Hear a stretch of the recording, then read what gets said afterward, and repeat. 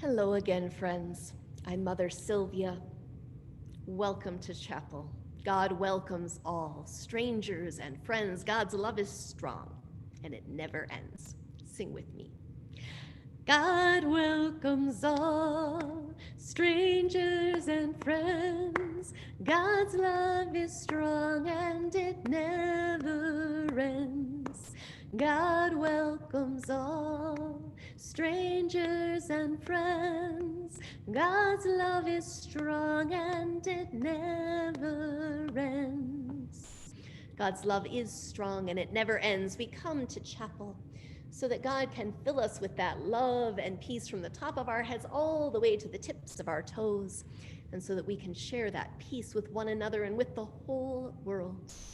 God's love and peace is always around us, but sometimes we have to stop, slow down, and pay attention, get ready to receive those gifts of peace and love. One of the first ways we get ready for chapel is by noticing the colors. And the colors around us are blue and purple, the colors of the night sky and darkness. Beautiful. The colors of Advent, the season in the circle of the church year of waiting and getting ready to come close to the mystery of Christmas. One thing that can help us get ready is an icon. This icon is called the Nativity of Christ. Nativity is a fancy word that just means birth. This is the Nativity icon. And if you look so carefully back in that cave, there's a little baby wrapped up in a manger. And that's the baby Jesus. What else do you see in the icon? There are the three kings, or the three wise men, or the three magi with the gifts, and the Mother Mary. I see a shepherd and sheep. We see angels. I don't know, who are these people? Perhaps this is the father, Joseph.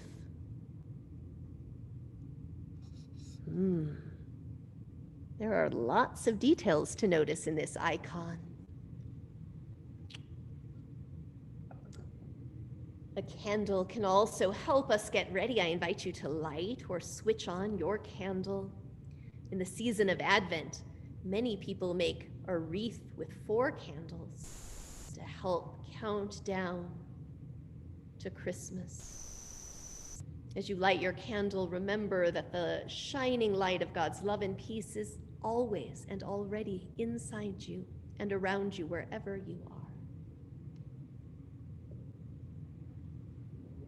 It helps to take some deep breaths.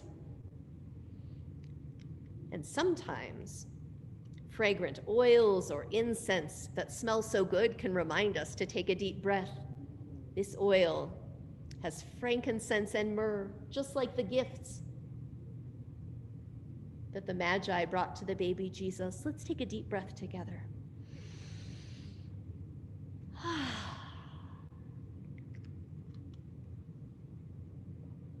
The sound of a bell can help us get ready. We can practice listening to the sound of the bell and to the silence. We have to practice so we can get good at listening to the sound and listening to the silence.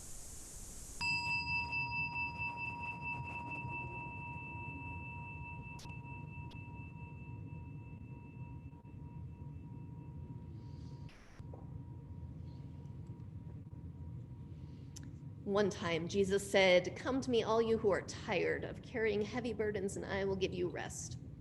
A rock can remind us that we all have things in life that feel hard or rough or heavy, like a rock sometimes.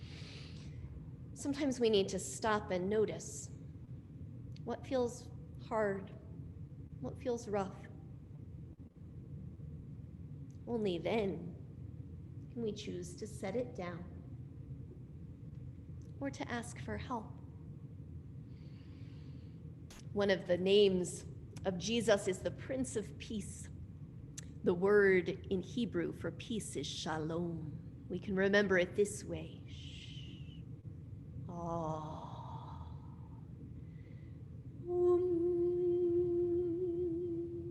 Try it with me. Oh.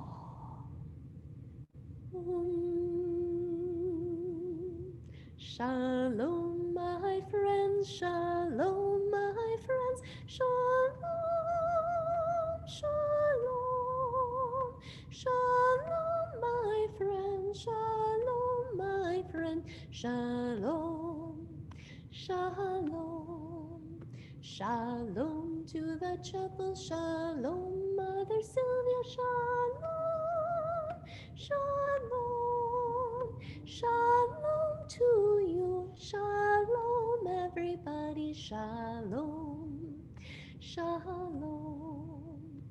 Now let's gather the peace that is always around us, rub it together between our hands, and when you feel your hands grow warm, bring those warm hands up to your head and feel the peace of God filling your thoughts and your mind. Gather God's peace, which is all around you. Rub it together until it grows warm. And when you feel it grow warm in your hands, bring your hands to your heart and feel the peace of God fill up your heart. Gather God's peace, which is always around you. Rub it together between your hands. And when you feel it grow nice and warm, bring those hands to your belly, to your legs, to every part of your body that needs peace. And feel the peace of God fill up your body and your heart and your mind. Breathe in God's peace and breathe out God's peace. And now you're ready to listen. In the church, we have this big, heavy, beautiful, golden gospel book that is full of the stories of Jesus. But the stories of Jesus don't only live in a book. Sometimes they live in our hearts, in our memories, in a box. We have two stories today. One of them is exactly the same as the story in the Golden Gospel book. But there's more than one way to tell the same story. And so the second book is also a story from the Golden Book, but with different words. But let's begin with this story, the story that Christian people tell about the birth, the nativity of Jesus. And these are the exact same words in the Golden Book, but this one has pictures. The Nativity, illustrated by Julie Vivas. In the days of Herod the king, the angel Gabriel was sent from God to the city of Nazareth, to a virgin espoused to a man whose name was Joseph, and the virgin's name was Mary. And the angel said unto her, Hail, the Lord is with thee. Blessed art thou among women. And when she saw him, she was troubled. A person might feel a little troubled when an angel fell from the sky with unexpected news. The angel said, Fear not, Mary, for thou hast found favor with God. Thou shalt bring forth a son, and call his name Jesus. Look, Mary is telling Joseph. And it's coming true. Mary's belly is getting bigger and bigger and bigger. Is it because she ate too many Christmas cookies? No, it is because there is a baby growing in there. Now, it came to pass that Caesar Augustus, the king, decreed that all the world should be taxed, everyone to his own city. So look, Joseph is helping Mary up onto the donkey. because they have to take a trip so that they can do the census and pay their tax to the king. So Joseph went from Nazareth to the city of Bethlehem with Mary, his wife, being great with child. Oh my goodness, her belly is getting so big. The baby must be going to be born so soon. Oh, but look, they got to Bethlehem, and everybody was there for the census. It was so crowded. There's Mary and Joseph resting on a rock because there's nowhere else for them to rest. And so it was that while they were there, the day came that she should be delivered. And she brought forth her firstborn son. There's the baby. And wrapped him in swaddling clothes and laid him in a manger, because there was no room for them in the inn. Oh, look, they had to be with the animals.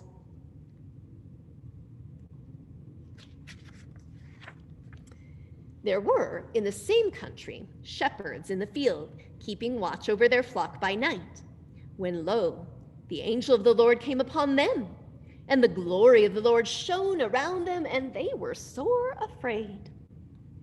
So the angel and the light came to the sheep and the shepherds. They were afraid. And the angel said, "Fear not, for I bring you tidings of great joy. For unto you is born this day in the city of David a Savior, which is Christ the Lord. And this shall be a sign. You shall find the babe wrapped in swaddling clothes, lying in a manger." And suddenly there was with the angel a multitude of the heavenly host, praising God. Suddenly there were lots of angels, not just one. And when the angels were gone, the shepherds said to one another, "Let's go into Bethlehem to see this thing which has come to pass." And they came with haste and found Mary and Joseph and the babe lying in a manger.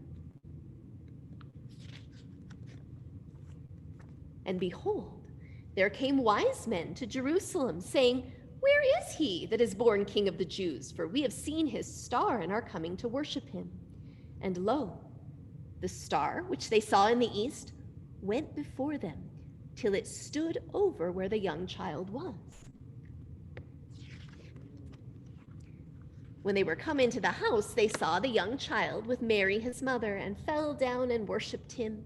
And when they had opened their treasures, they presented unto him gifts, gold, frankincense, and myrrh. The wise men departed into their own country, and the shepherds also returned, glorifying and praising God for all the things that they had heard and seen. And the child was called Jesus, which was so named by the angel before he was conceived in the womb. The end. Now, like I said, there's more than one way to imagine a story and more than one way to tell it. So I want, for our last chapel of 2020, to share with you this story, which I love, which is in the words and pictures of a Native American artist and illustrator named Ray Buckley, The Giveaway. Do you remember what a long great green growing season we had? Such a long season of celebrating creation. And do you remember St. Francis, who preached to the animals? I thought it was important that we read this story that has animals as part of the story, that remembers that creation is always part of the story. There was a grove of trees where the forest grew thick. The trees had stood there for as long as anyone could remember, their roots intertwined so that nothing could affect one without affecting them all. They were known to the inhabitants of the forest, the four-leggeds and those who fly, as the Old Ones. In the middle of the Old Ones stood the oldest of them all, taller and broader than the others. If one stood beneath it, one could not see where its crown touched Father Sky, and smaller trees grew around its roots in the safety of its vastness. It was called the Ancient One, for it had known the Creator longest of all. The Ancient One. Do you remember another story we shared that had trees? Do you remember the Lorax who protected the trees? It was to this grove that the creatures of the forest and the plains, the four-leggeds and those who fly, gathered for council. Each had sent one speaker, the oldest and the wisest of its kind. Snow fell thick on familiar paths, and each arrived in silence, waiting with the patience of those who have seen much. When the circle was complete, they stood, listening to their hearts.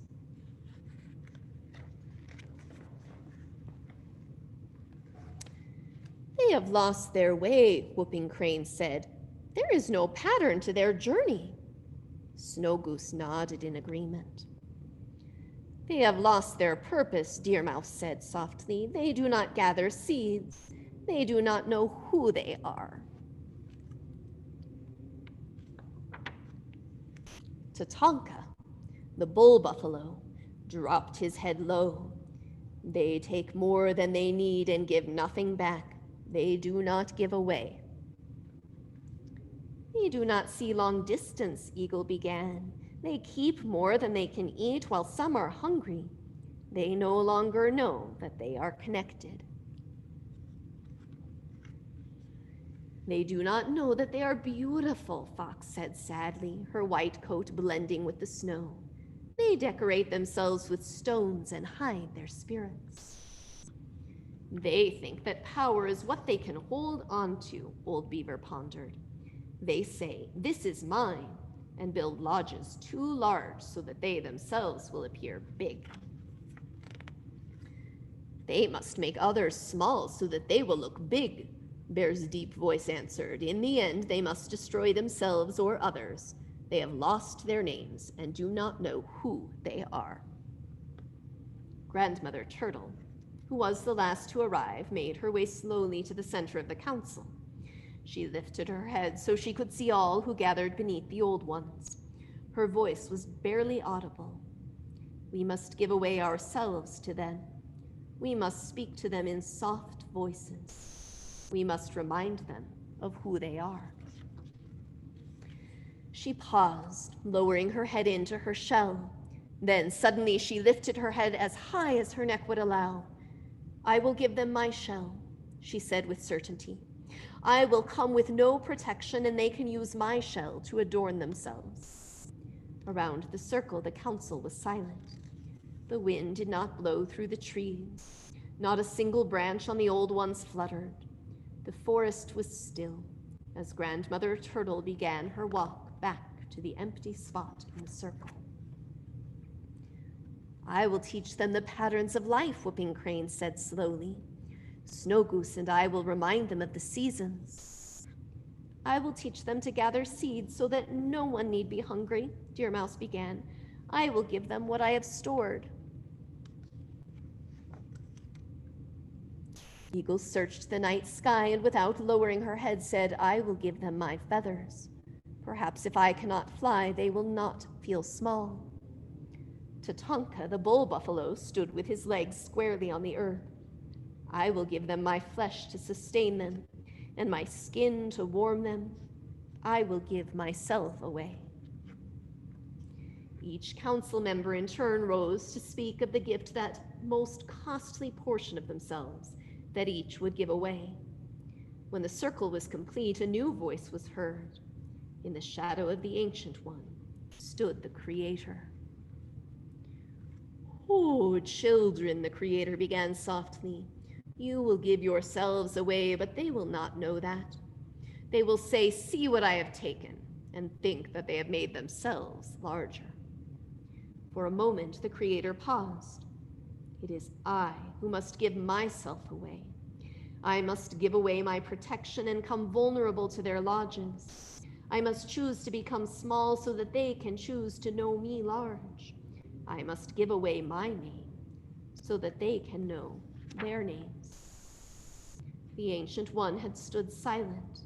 The sound of his voice had not been heard in many winters. "Creator, how can this be? How can the great mystery become small?" Do you have a guess? I see a baby. The Creator stood beneath the Ancient One. The shadow of the great tree became light, and the grove of the old ones became full of the presence of the Creator. A baby will be born. He will be the son of the great mystery. He will be born not where the two-leggeds are gathered, but among the four-leggeds and those who fly. He will bring light into confusion. He will bring hope into despair. He will bring love, and his name will be great.